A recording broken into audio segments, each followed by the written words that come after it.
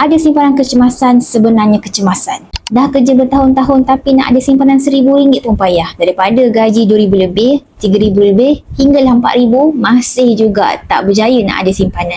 Simpanan kecemasan sepatutnya disimpan dalam bentuk duit, sama ada simpan dekat tabung haji, ASB ataupun dekat mana-mana tempat yang mudah untuk kita akses apabila perlu.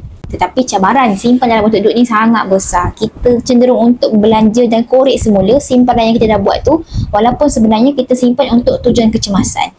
Jadi bagi anda yang bergaji RM4,000, masih lagi belum ada simpanan kecemasan walaupun untuk 3 bulan gaji, target sahaja untuk ada sekeping 20 gram ni. 20 gram ni bernilai RM12,000 lebih. Cukuplah untuk simpanan 3 bulan gaji bagi anda yang berpendapatan RM4,000 sebulan. Boleh buat tabungan sedikit demi sedikit dalam akaun emas Get Public Gold, kumpul gram demi gram di dalam akaun emas tersebut, kemudian cukup sahaja 20 gram boleh keluar kepada sekeping 20 gram macam ni.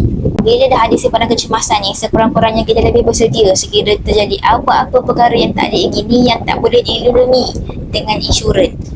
Kita dah bersedia dengan simpanan emas. Nak mula menabung emas hari ini sebagai dana kecemasan, boleh follow saya, rujuk pin video di profil cara mulakan simpanan emas step by step.